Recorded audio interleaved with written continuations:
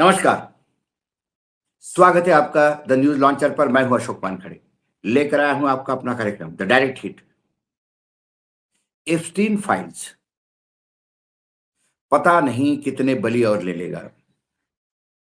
जहां जहां जिन जिन देशों में नैतिकता थोड़ी बहुत बाकी है, लज्जा शर्म थोड़ी बहुत बाकी है, वहां चाहे कारपोरेट सेक्टर हो, चाहे राजनीति हो, कई बड़े लोगों के इस्तीफे हुए हैं। किसी का डायरेक्ट एप्स्टीन फाइल से संबंध था और किसी का संबंध नहीं था, लेकिन उसमें संबंध होने वाले या एप्स्टीन की के साथ जिनके संबंध है, यदि उनके साथ भी आपकी दोस्ती है, तो जो उच्च पद पे लोग हैं उन्होंने इस्तीफे दिए। और इसी कड़ी में कल एक और इस्तीफा हुआ। एप्स्टीन फाइल पीएम की कुर्सी खा गई, सीधा प्रधानमंत्री। प्रधानमंत्री स्टारमर ने इस्तीफा दिया। ब्रिटेन ने 56 इंची साहब को सबक सिखाया। पूरी हटेंगे हमारे यहाँ साहब भी कुछ ऐसा करेंगे, लेकिन ये मेरा कहना एक बस एक आशा मात्र है। क्या खबर थी इंग्लैंड से? ब्रिटिश प्रधानमंत्री और लेबर पार्टी के नेता कीर स्टारमर ने अपने पद से इस्तीफे की घोषणा कर दी है, जिससे यूनाइटेड किंगडम की राजनीति में बड़ी हलचल पैदा हो गई। यूनाइटेड किंगडम के प्रधानमंत्री और लेबर पार्टी के नेता कीर स्टारमर ने देश के शीर्ष राजनीतिक पद से अपने इस्तीफे की घोषणा कर दी। इसके बाद अप्रत्याशित फैसले के ब्रिटिश सरकार और लेबर पार्टी के भीतर नेतृत्व के नए संकट की चर्चाएं तेज हो गई। बीते 10 सालों में अपना पद छोड़ने वाले वह ब्रिटेन के छठे प्रधानमंत्री बन गए हैं। उन्होंने देश के नाम अपने संबोधन में बताया कि उन्होंने इस बारे में ब्रिटेन के राजा चार्ल्स तृतीय से बात कर ली है। कीर स्टारमर के कार्यकाल के दौरान उठाए गए विभिन्न नीतिगत कदमों और राजनीतिक दबाव को इस बड़े फैसले की मुख्य वजह माना जा रहा है। अब वैश्विक नेताओं की नजरें लंदन पर टिकी है कि ब्रिटेन में इस राजनीतिक फेरबदल के बाद सत्ता की कमान किसके हाथ में सौंपी जाएगी। नए नेता के चुने जाने तक कीर स्टारमर कार्यवाहक प्रधानमंत्री के रूप में अपना कार्य करते रहेंगे। पार्टी के भीतर असंतोष गहराने के बाद 100 से ज्यादा लेबर सांसदों ने सार्वजनिक रूप से उनसे इस्तीफे की मांग की थी। मैनचेस्टर के पूर्व मेयर एंडी बर्नहम के सांसद बनने के बाद उन पर यह दबाव और ज्यादा बढ़ गया था। बर्नहम को ही अब लेबर पार्टी और देश के अगले प्रधानमंत्री की रेस में सबसे मजबूत दावेदार माना जा रहा है। कीर स्टारमर पर कई बड़े विवादों का कारण पद छोड़ने का भारी राजनीतिक दबाव था। उन्होंने ये बात बड़ी सुनने लायक है। उन्होंने पीटर मेंडलसन को अमेरिका में ब्रिटेन का राजदूत नियुक्त किया था, जिसने यौन अपराधी जेफरी एप्स्टीन से संबंध थे। पीटर मेंडलसन का जब नाम उछला तो उनसे तुरंत इस्तीफा लिया गया, लेकिन पीटर मेंडलसन जो एप्स्टीन के नजदीकी थे, जिनके नाम आए वहां के डॉक्यूमेंट में, वहां के वीडियोज में, उसको अपॉइंट किया था पीटर मेंडलसन को कीर स्टारमर ने। ये उनकी गलती थी।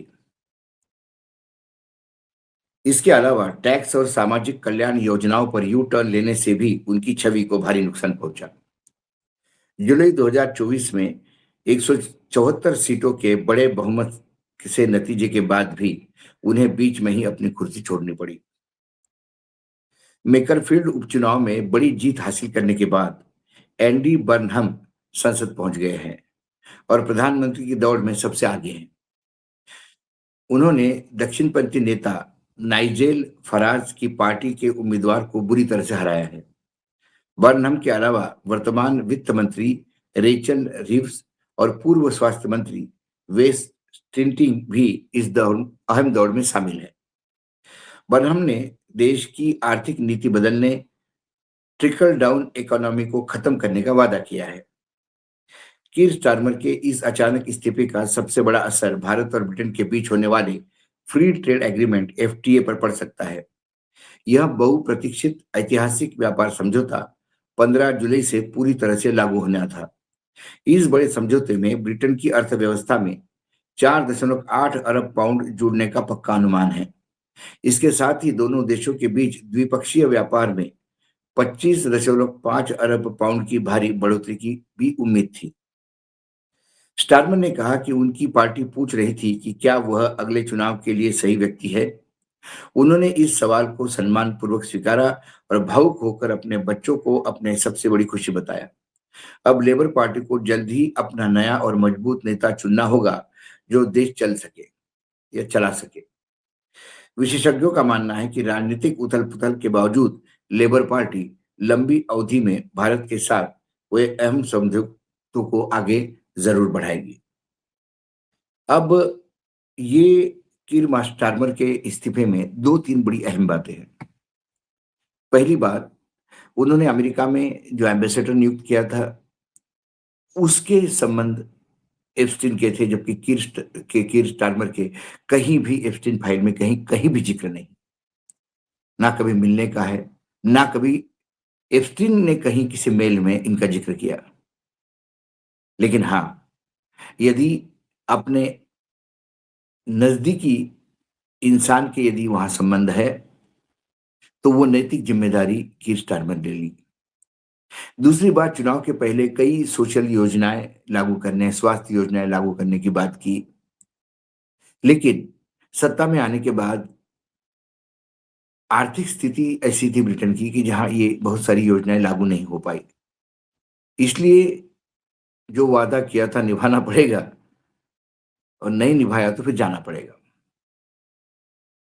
लोकतंत्र इसको कहते हैं। हो सकता है कि कई बार आकलन गलत होता है। कई बार विपक्ष में रहते हुए या बाहर रहते हुए हमें लगता है कि हम अच्छा कुछ कर सकते हैं, या अपने ही पार्टी के नेता से हम अच्छा कुछ कर सकते हैं, लेकिन वहां जाने के बाद नहीं कर पाते, तो कम से कम इतनी नैतिकता तो है कि हम जिम्मेदारी लेके रास्ता खाली कर देते हैं किसी और को। और यदि हम इसकी तुलना भारत से करें, तो फिर भी हमारे यहां तो बिल्कुल उल्टा होता है। जो वादा किया था उसे तोड़ना ही होगा। 2014 के बाद जब से नरेंद्र मोदी जी आए हैं, वो हर वादे को तोड़ते आए, और जो कुछ वादे निभाए वो खुद के स्वार्थ के लिए निभाए, ऐसा कहा जाए तो अतिशयोक्ति नहीं होगी।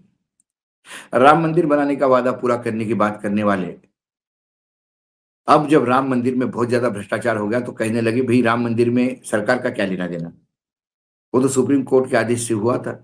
सुप्रीम कोर्ट ने कहा ट्रस्ट बनाओ, ट्रस्ट बन गया था। वो ट्रस्टी जाने और भ्रष्टाचार जाने। अब यू टर्न, जो राम को लाए थे उनको लाने वाली बात अब ये बात नहीं कहती, अब वो ट्रस्ट वाले जिम्मेदार। 370 में क्या हुआ? 370 में सिर्फ ध्रुवीकरण हुआ पूरे देश में कि देखो हमने जम्मू कश्मीर से 370 हटाया, लेकिन जम्मू कश्मीर को इसका क्या फायदा हुआ किसी को नहीं। नोटबंदी का क्या हुआ किसी को नहीं पता। जीएसटी से क्या हुआ किसी को नहीं पता। लेकिन झूठ बोलकर जो नहीं हुआ उसको भी हुआ ये बोलने वाले लोग लगातार सत्ता में बने हुए हैं। इतना निर्लज्जता सिर्फ भारत में हो सकती है। उसके बाद रही एप्स्टीन की बात। एप्स्टीन में हमारे जो पेट्रोलियम मंत्री है पुरी साहब, इनका डायरेक्ट इन्वॉल्वमेंट है, इनका नाम आया है। पुरी साहब एप्स्टीन के लिए काम करते थे, उनके लोगों को वीजा दिलवाने का काम करते थे। रिटायरमेंट के बाद उनके एप्स्टीन के दलाल बन के शहर इस भारत में काम करते थे। ये कई डॉक्यूमेंट से बाहर आ गया। जब पुरी साहब का नाम आया तो पुरी साहब ने कहा कि भाई मेरा तो कोई लेना-देना नहीं है। मैं एक कमिटी का चेयरमैन था। मैं एक कमिटी में था, उसके चेयरमैन उसके दोस्त थे, तो उनके साथ एक बार हेलो-हाय हुई होगी, मेरा कोई लेना-देना नहीं। उसके बाद जब मेल सामने आए जिसमें पुरी को वो आदेश देते हैं कि भाई मेरे लोग आ रहे हैं भारत, उनका वीज़ा का तुरंत ज़रा आप काम करिए, वीज़ा लगवाइए, और वो उसके वीज़ा के लिए बाकी लोगों से बात करते हैं, अपने जूनियर्स से रिटायरमेंट के बाद। ये भी बात सामने आई। उसके बाद कुछ मेल ऐसे आए जिसमें पुरी साहब ये क्लेम करते हैं कि आपके और मेरे तो टेलीपैथी के संबंध है। टेलीपैथी के संबंध उसी आदमी से होते हैं जहाँ आपके संबंध और गहरे होते हैं। एप्स्टीन के सीधे संबंध उसके घर में खाने पे जाना, सीधा नाम। फिर हमारे प्रधानमंत्री की बात करें तो प्रधानमंत्री जी का भी सीधा नाम। एप्स्टीन अपने कम्युनिकेशन यानी मेल में कहता है कि भई भारत के प्रधानमंत्री चाहते हैं उसके मिले, और वो चाहते हैं कि व्हाइट हाउस के दरवाजे उनके लिए खुले। तो मैंने उनको कहा कि आप इज़राइल में जाकर इज़राइलियों के सामने नाचो, कूदो, गाओ, उनको खुश करो, आपके व्हाइट हाउस के दरवाजे खुल जाएँगे। और फिर उन्होंने वही किया, और अब कहते हैं कि आपका बोला हुआ बिल्कुल सही हुआ है।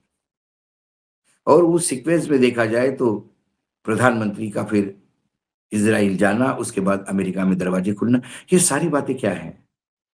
सीधा जहाँ मोदी जी का नाम है, जिधा और पुरी का तो इन्वॉल्वमेंट है। इसके बावजूद निर्लज्जता की चादर ओढ़े पुरी साहब अभी सत्ता में बैठे हैं। प्रधानमंत्री से तो अपेक्षा नहीं करते कि वो खुद इस्तीफा दे। इतनी नैतिकता तो अभी भारत के किसी राजनीतिक नेताओं में नहीं बची। लेकिन कम से कम पुरी को भी अपने मंत्रिमंडल में से हटाने का फैसला वो नहीं ले सकते। क्या पुरी ने साहब की कोई एफ़-18 के आइलैंड पे व्यवस्था की थी? ऐसे लोग सवाल पूछ रहे देश में। इसलिए पुरी से डर रहे हैं, बाहर निकालने की हिम्मत नहीं कर रहे हैं। एक रिटायर्ड ब्यूरोक्रेट, एक नौकरशाह जो फ़ॉरेन सर्विस में था, ज़्यादा समय उनका अमेरिका में ही गुज़रा। वो भारत का कैबिनेट मंत्री है, जबकि इसी एनडीए में कई काबिल नेता हैं, जो मंत्री बनकर वाक़ई देश का भला कर सकते हैं। लेकिन उसे अर्बन डेवलपमेंट, अब पेट्रोलियम मंत्रालय, बड़े-बड़े मंत्रालय में पुरी साहब को क्यों खुश किया जा रहा है? क्या डर है कि पुरी मुँह खोलेगा? वहाँ इंग्लैंड में तो कीर स्टारमर का नाम भी नहीं आया। अपने राजदूत का नाम आया जो उनके मित्र थे, तो उन्होंने इस्तीफा दिया। कुछ योजनाएँ नहीं लागू करने पे इस्तीफा दिया। यहाँ तो जो बोलते हैं वो चुनावी जुमले हो जाता है, और निर्लज्जता इतनी कि वो एस्टीन झूठ बोल रहा है ऐसा बोल के चुप हो जाते हैं। अपने आप को साफ-पाक बताने का प्रयास करते हैं।